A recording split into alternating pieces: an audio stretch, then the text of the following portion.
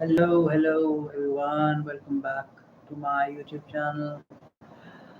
So, um, for the past 1 week at least, I have been watching certain videos of ADHD or ADD, which, as you may be aware, that it's attention deficit disorder. Some people uh, have it in their childhood and their symptoms seem to go away and they are able to live normal lives, but in majority of the people it continues even when they end adulthood. And there is a myth or a misconception that it does not occur in adults, although it's scientifically proven that since it is a neurodevelopmental disorder, ADHD or ADD, just like autism or Asperger's, Tourette's, which comes in the category of neurodivergence, is a disorder of the brain, and it cannot be cured magically. Uh, it's just like somebody, is really tall. That is how they were born, and they will have to learn to manage their life according uh, to that height. If somebody is really short, compared to most people, he will have to do things to adapt to the practical world or life in order to sustain himself. Otherwise, he will feel like he cannot do anything, and he will die of shame and guilt or frustration, insecurity, all sorts of things. So, so this is something which needs to be addressed. Uh, I have seen that uh, many people, either they are self-diagnosed because they cannot afford, just like I am not in that position where I can see somebody for ADHD at the moment, diagnose me and uh, prescribe me medication, and the medicines are not available, unfortunately. They're sold in black at a really high price, and so majority of the people who are diagnosed, they are taking those medicines that are not available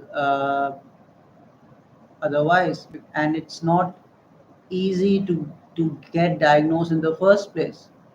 Medication, especially the ones that work, which is amphetamine, uh, or even Ritalin, you know,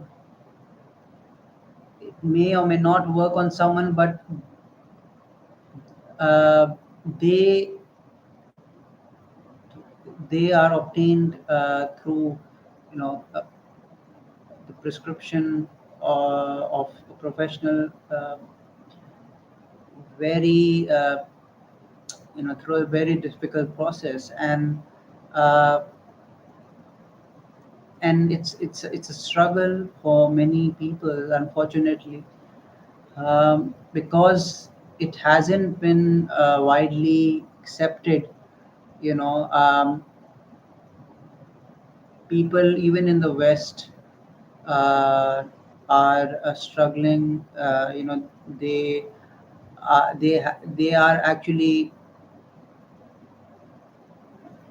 struggling in their life with mild cognitive impairment, and they need medicines, but they are not getting that help. Now the question is that uh, can one survive without uh, these medicines if you have ADHD? Now, we are not talking about epilepsy, we are not talking about Parkinson's or Alzheimer's or autism. We are just focusing right now on attention deficit disorder. Uh, and because I am not a psychiatrist or an expert, I can only give my opinion, but I can only encourage you to do your research. And this is just an intellectual discussion, because if you are resonating or you can relate to this situation, then maybe uh, we can help each other. So what happens is that, let's say you are not able to get medicines or some kind of support, and or let's say you for some reason take you get that medicine if you're lucky, but maybe you're still struggling because there might be side effects, which is possible. It happens in some people that medicines either they're not compatible with their body or brain, or they they may not be able to like sustain the effect them, and it's not going to help them in the long run, just like antidepressants can have their side effects. So now, can you learn to survive without uh, medicines? So I believe that yes, you can, uh, but you are going to have to go uh, through the traditional method in order to achieve your goals. Uh, you know, you cannot expect everything to happen your way, which means that you cannot surrender, like give up, and expect that okay, I will keep on doing whatever my brain tells me, or whatever I have been doing, the pattern I have been following, and expect that one day it will be resolved on its own, because that's the narrative we have been following. I, for example, uh, quit my job more than like, exactly 10 years ago. E- Exactly 10 years ago, uh, I I got so sick of money, uh, maybe because I also had a choice that my father was able to support me financially. A part of me was taking that for granted, and of course I had no idea about ADHD in adults at that time. What was going through my head was that uh, I mean I want to work at a place that is comfortable or right for me, but eventually, you know, after I mean quitting my job, uh, I was in denial for some time because a part of me was telling itself that, oh, I will find a job, I will find a job. But I knew that deep down I did not want that. I just wanted to be free from that whole process of being disciplined and organized, and facing uh, practical stuff, which is something you need to learn. But it's not something that you can see in black and white. um, Now, I had started my therapy, and I could not continue it uh, because the thing with ADD is that we don't tend to stick to things. We get obsessed. We get like really like involved in something, and then suddenly we'll burn out and then just leave that and then move on to something else. It's really hard to actually stick to one thing anyway. So I was going through my own form of awakening, and which I have mentioned that a few times before. I don't want to sound repetitive, but not that anybody is listening, but uh, I have been 99% of that time since then.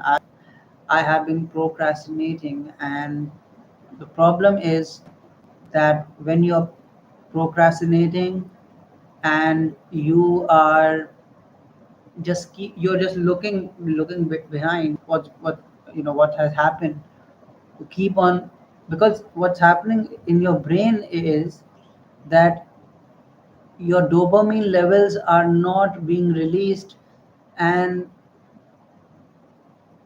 you will continuously remain like in that mindset, like you are stuck, you are frozen, you are looking back. So obviously anybody who does not have a vision will remain in the past, or will remain where they are, and that will prevent them uh, achieve something in the long run. And this is what I have noticed, that uh, after 10 years I feel stuck, and I just need to come out of that rut. And now I don't know if I will be able to get a proper treatment, you know, in the future. But as an individual, as an adult, I have to try my best to be as self sufficient as I can, because aging is a natural process. And if you are not taking care of yourself, you start aging prematurely, and that is a nightmare for anyone. So so it's important to understand that, let's say if you can't let's say you can't take certain medicines, uh, then try to uh, exercise, and uh, sleep on time, wake up on time, uh, try to spend time with your loved ones, go out more often. Your health is really important. You need to uh, s- have faith. That is very important. uh, Usually people with ADHD suffer from addictions and depression and social anxiety. It's very common. uh, And if you have reached uh, the age of, let's say, 35 plus, it's a high there's a high chance, if you have severe ADD, that you might be feeling this rigidity which is preventing you from learning new things, from preventing you to perform certain tasks which are basics, which we all need to survive. It's not something that is complicated. Let's say you have to even watch a film, it can become a problem. I experienced that. A person who loves watching movies, when my dopamine levels are really low, I cannot even watch a movie uh, that I like. It's like I need to take a break because my brain is not able to produce those chemicals at that time. And I understand what's going on with me. So that is the reason why, we are being impulsive, we are getting anxiety, we are not focusing on what we are doing at the moment and completing that task. you know these things happen because of low dopamine levels. And I actually tried taking a non-stimulant called atomoxetine, and like it worked for a few days, but I noticed that it was taking away a lot of my energy. And um, I just felt that if it is not healing me, and I'm feeling an effect for just a certain amount of time, then it will be toxic for me in the long run. Now I can't increase the dosage because that way I'll feel exhausted all the time. And if I decrease the dosage, I will still uh, be feeling the effects, at a certain level. It's not going to help me because if I am not, first of all, taking care of the basics, no stimulant will be able to work because stimulants don't do magic. This is a misconception, I believe, amongst the ADHD community. They think that that medicine is just going to work instantly and change their life. I could be wrong because I have not tried those medicines, but what I have experienced using certain medicines, and it's logical that you there is no medicine on earth that does not have side effects. It may be doing wonders for you, but it will come with a cost, and you have to obviously use your willpower. It cannot work on your behalf. So the point is that because people with ADD, they because they have problem with self maintenance, regulation, emotional control, all these things, and they can get into unhealthy patterns. And if they are untreated, it can be a problem, in their 30s or later on in their life.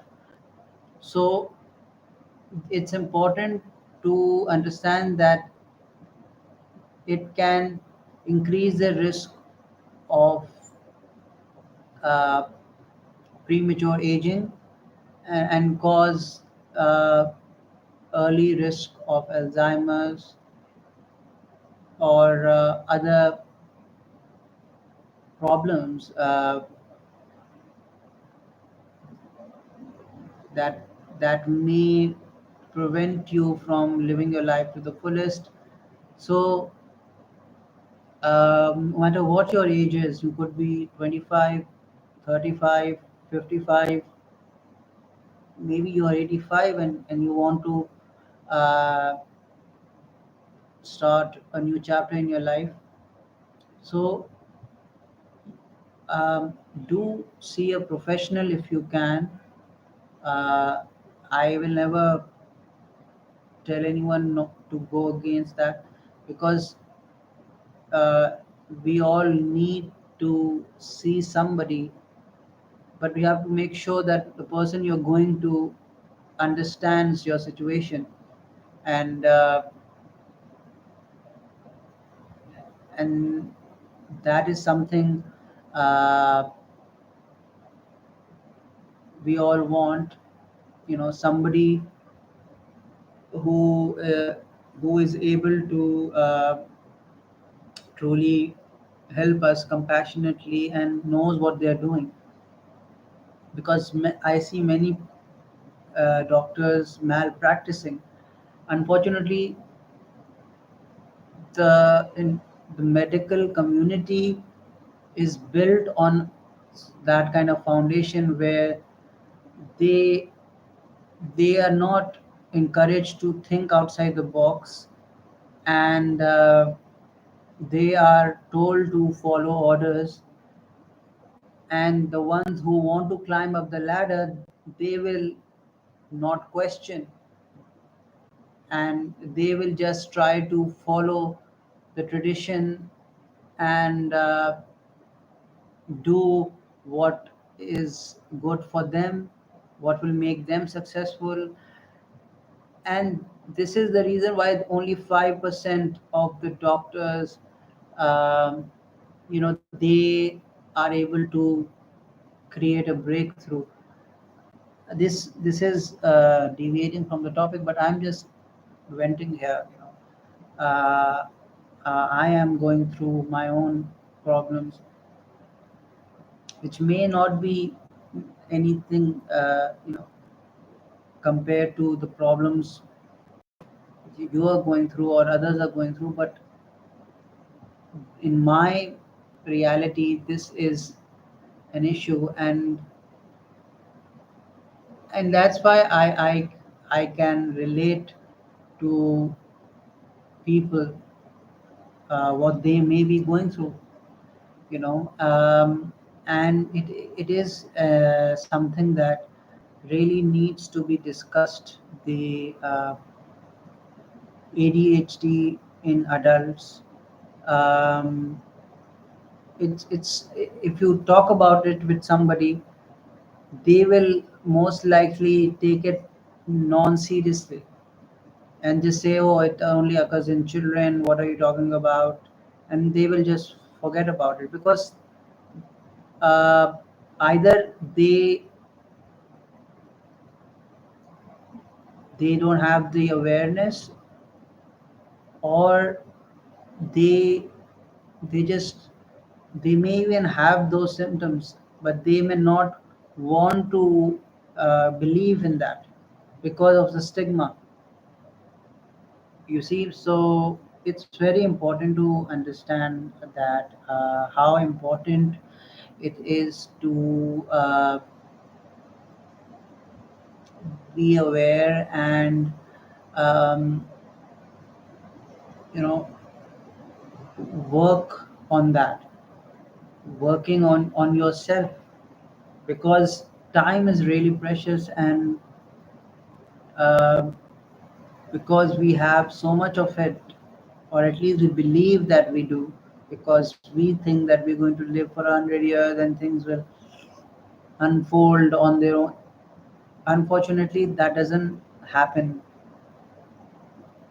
uh, we are actually nine, like, I mean, we there are certain things that are beyond our control. There's no doubt about that. This is where spirituality comes in. But when it comes to practicality, we have to use our willpower and work on ourselves. And that's why foundation is so important for anyone. uh, People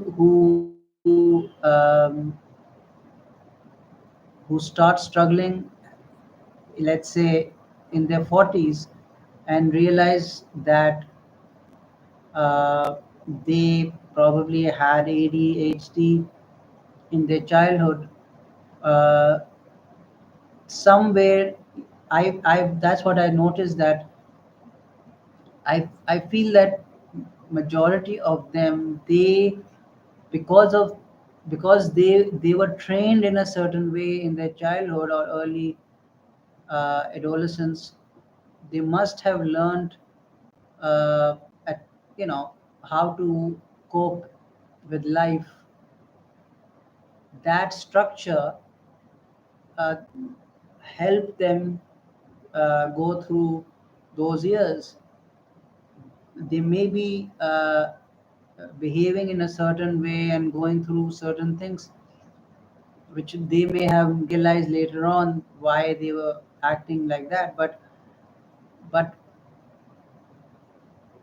majority of the people who have ADHD, their case is not severe, so they are able to they are able to sustain themselves. I feel, this is my own observation. I feel that people who uh, like me, who have severe ADD, um, I think that uh, parents, they they try their best, because you cannot expect everything from your parents. They are humans. Maybe they have ADHD or some disorder, and they may be masking it, and they became parents by default, because things happen in our lives, and we accept them that they're meant to be. We go through life, there's a force guiding us, right? Just like I'm here after 10 years talking about my life and all these issues. So uh, the point is that uh, now everybody's situation is different, but what's happening is that at some point, because you were masking those symptoms through addiction, you are just like people go through depression, and they distract themselves. First they start playing video games. They may start watching pornography, you know uh, get uh, involved with drugs and other recreational uh, substances, and they are escaping, you know until they reach a point where they feel like they they have sort of hit the wall, reached a dead end. It feels like your brain is like stuck. It's like your accelerator is not working. You're driving a car and the accelerator is not working, and you are just sort of bumping, going back and forth. So it's literally like, when you think of it, describes the situation, it feels like you are a child in the corner who's moving back and forth, because you don't know, in that situation of terror, uh, that is your response, you know and yeah, so we either we are either in a fight or flight state, and if it get worse, it eventually leads to a freeze response. Now everybody obviously is different. That's where psychiatry comes in. Trauma can result in all sorts of things. Uh, but so I think I'll end the session now. And so the summary of this session is that um, medicines can certainly be a great support, but we must try to